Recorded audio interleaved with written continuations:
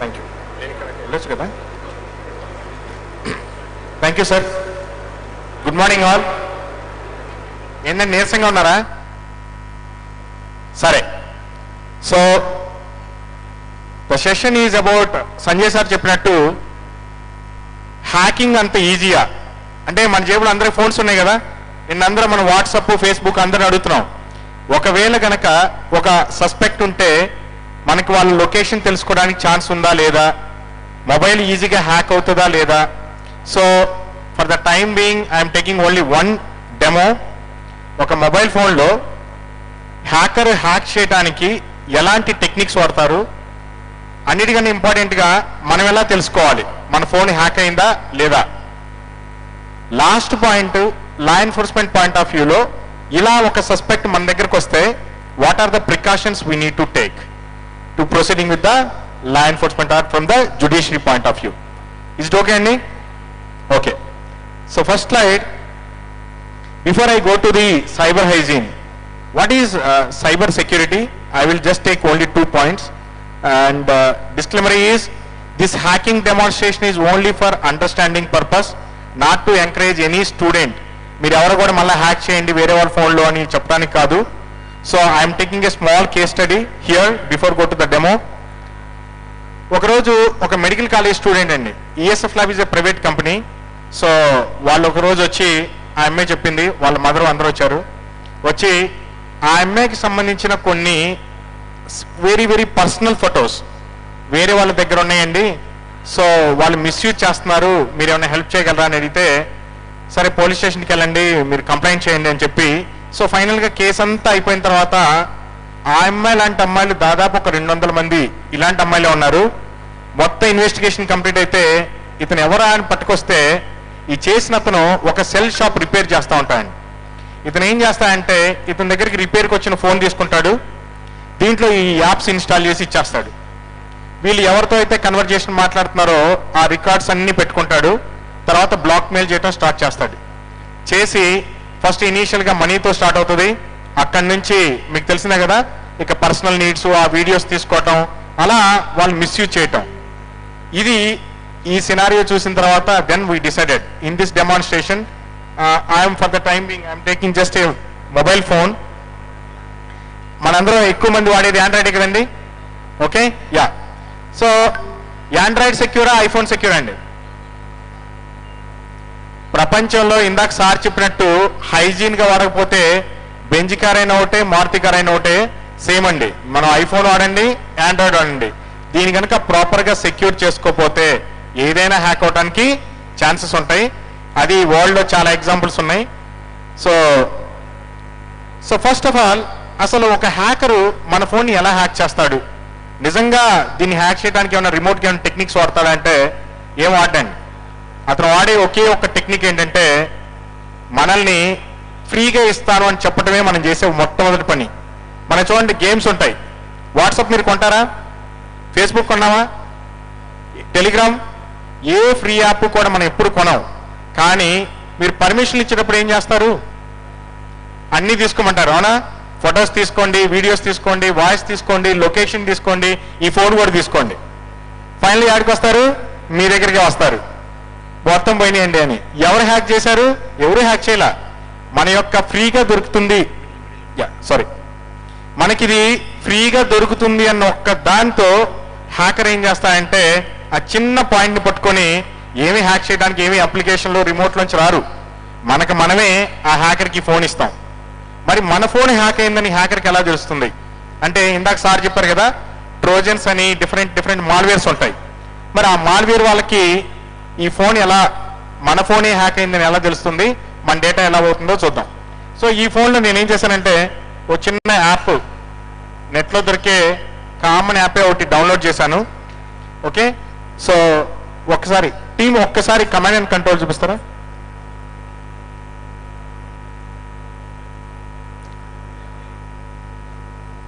Just a minute అండి. Command and control slide వద్దు, command and control చేయొచ్చు. కెమెరాతో okay.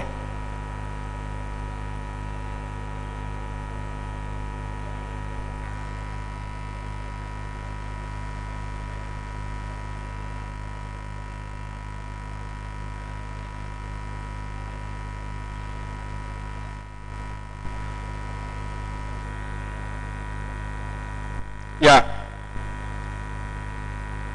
I think yes. I hope అంత screen క్లియర్గా లేదు, బట్ ఇక్కడ ఉండే ఫీజిబిలిటీ చూద్దాం. దీన్ని కమాండ్ అండ్ కంట్రోల్ అంటారండి. మనకి ఎలా అయితే సీసీటీవీలన్నీ కూడా వాచ్ చేస్తూ ఉంటామో, హ్యాకర్ కూడా ఏం చేస్తా అంటే ఇలాంటి అప్లికేషన్ ఇంటర్నెట్లో పబ్లిష్ చేశాక అతను వెయిట్ చేస్తూ ఉంటాడు, ఎవరన్నా ఈ యాప్స్ ఇన్స్టాల్ చేసుకుంటారా అని ట్రై చేస్తూ ఉంటాడు. ఇవి ఏం చేస్తాయంటే ఫస్ట్ ఆ కమాండ్ అండ్ కంట్రోల్ చాలా క్లీన్గా ఉంది, ఇంతవరకు ఏ ఫోన్ కూడా హ్యాక్ అవ్వలేదు. సో ఎప్పుడైతే మనం ఈ యాప్స్ని డౌన్లోడ్ చేసుకొని ఇన్స్టాల్ చేస్తామో, just I'm taking one app.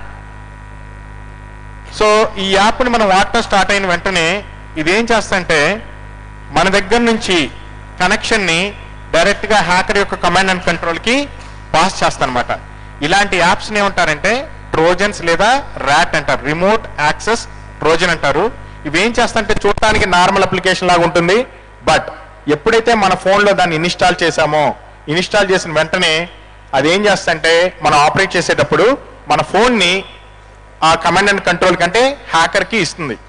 మరి హ్యాకర్ దీని నుంచి ఏం చేయొచ్చు అంటే, మన ఫోన్ని మనం ఎలాగైతే వాడుకుంటా ఉంటామో, లైక్ కాంటాక్ట్స్ కానీ డీటెయిల్స్, మీరు అక్కడ చూస్తే ఈ ఫోన్ డీటెయిల్స్ ఏంటంటే శాంసంగ్ గెలాక్సీ J6.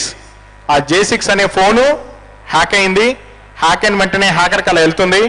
అతను రైట్ క్లిక్ చేసుకొని, సపోజ్ నా దగ్గర ఉన్న కాంటాక్ట్స్ ఏమున్నాయో చూడాలనుకోండి ఈ ఫోన్లో, జస్ట్ అతను వెళ్ళి కాంటాక్ట్స్ మేనేజర్ మీద క్లిక్ చేస్తే అవన్నీ నా దగ్గర ఉన్న కాంటాక్ట్స్. సో హ్యాకర్ ఏం చేశాడండి, ఓ చిన్న అప్లికేషన్, ఒక ఏపీకేని డెవలప్ చేసి ఇంటర్నెట్లో పెడితే మనం కనుక తెలియకుండా డౌన్లోడ్ చేసుకొని ఇది కనుక ఇన్ఫెక్ట్ అయితే హ్యాకర్కి ఎలా తెలుస్తుందంటే by using command and control అలా తీసుకుంటాడు.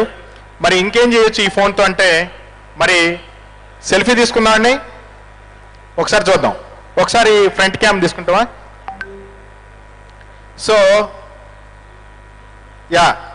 ఇక్కడున్న కెమెరా అక్కడికి వచ్చేస్తుంది. మనం అనుకుంటా ఉంటాం మన ఫ్రెండ్స్ కలిసినప్పుడు సెల్ఫీ ప్లీజ్ అని, మనతో పాటు ఆ హ్యాకర్ కూడా సెల్ఫీ తీసుకుంటా ఉంటాడు. సో ఇలా తీసుకోవచ్చు. రెండు, ఒకసారి బ్యాక్ కెమెరా, మరి ఫ్రంట్ కెమెరానే కాదు ఎనీ కెమెరా, ఇక ఈ ఫోన్ అంతా కూడా రిమోట్లోంచి తను ఆపరేట్ చేస్తూ ఉంటాడు. Let's take the back camera. ఇది మన బ్యాక్ కెమెరా. సో ఇలా మన దగ్గర ఉన్న కెమెరానే కాదు, మన దగ్గర ఉన్న యాప్సే కాదు, కాంటాక్ట్సే కాదు, కాల్ హిస్టరీనే కాదు, దీంట్లోంచి తను వేరే వాళ్ళకి కాల్ చేయాలన్నా కూడా కాల్ చేస్తాడు. మనం అంటాం కదా CDR అనాలిసిస్లో, సార్ ఒక అన్నోన్ నెంబర్ నుంచి కాల్ వచ్చిందండి అంటాం. విక్టిమ్ చూస్తేనేమో ఈ ఫోన్ ఉంటుంది, కానీ ఇతను చేయడు.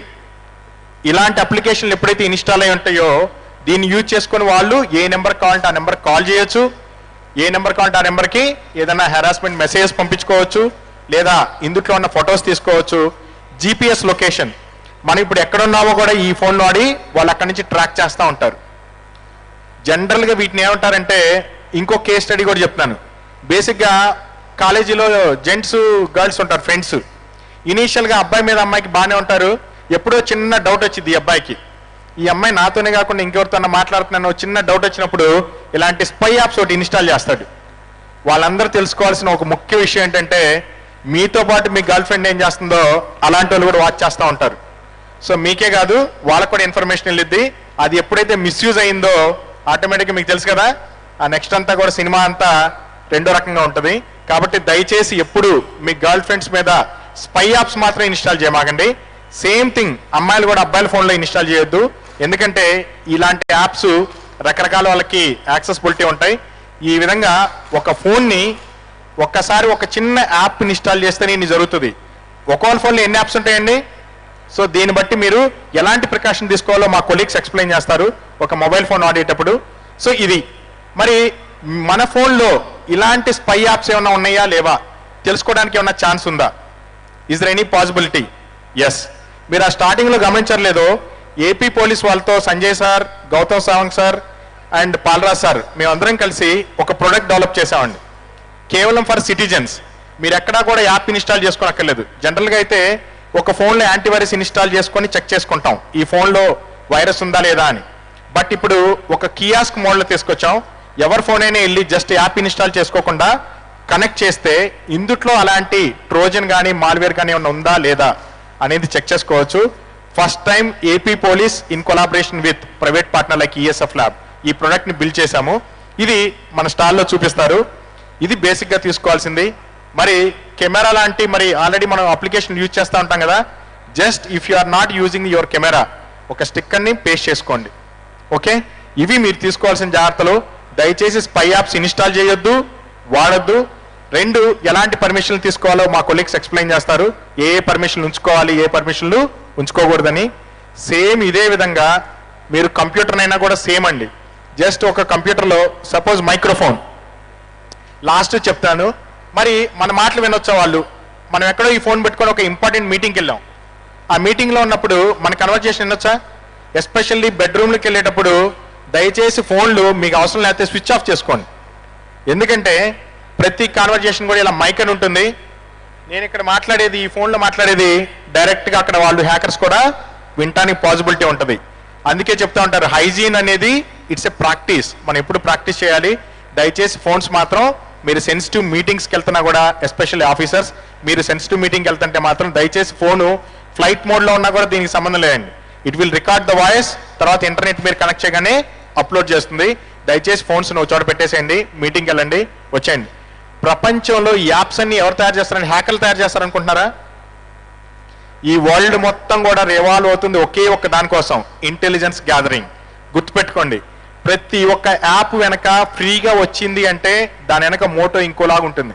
They need some information from us. దయచేసి మీ ఇన్ఫర్మేషన్ మీరే సెక్యూర్ చేసుకోవాలి తప్ప డిపార్ట్మెంట్ వాళ్ళ దగ్గరికి వచ్చినా కూడా, because these apps are not in our land of law, ఎక్కడ మన కంట్రోల్లో ఉండదు. దయచేసి ఇది చూసుకోండి. సేమ్ ఇదే విధంగా కంప్యూటర్ని కూడా హ్యాక్ చేయడం అనేది ఒక కమాండ్ అండ్ కంట్రోల్ ఉంటుంది, ట్రోజన్ ఉంటుంది. మరి మాల్వేర్ చూడటానికి ఎలా ఉంటుందంటే ఒక ఏపీకే లాగా ఉంటుంది, ఒక పీడిఎఫ్ లాగా పెట్టుకోవచ్చు, ఒక వీడియో లాగా పెట్టుకోవచ్చు, ఒక ఆడియో లాగా పెట్టుకోవచ్చు.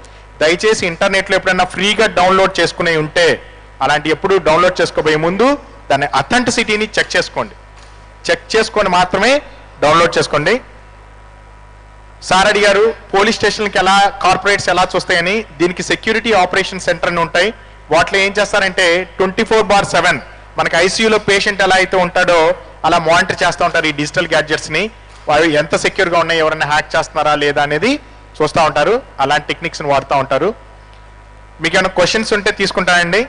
సో గుర్తుపెట్టుకోవాల్సింది ఒకటే, ఫ్రీగా వచ్చింది కదా అని అన్ని పర్మిషన్లు ఇవ్వకుండా మీ ఫోన్ని మీరే జాగ్రత్తగా ఉంచుకోండి. ఇప్పుడు నేను చూపించిన డెమోలోది కూడా ఒక ట్రోజన్ అనమాట. ఇది only for your understanding purpose. Okay, thank you అండి. క్వశ్చన్స్ ఉంటే సార్ చెప్పినప్పుడు తీసుకుంటాను. Thank you so much.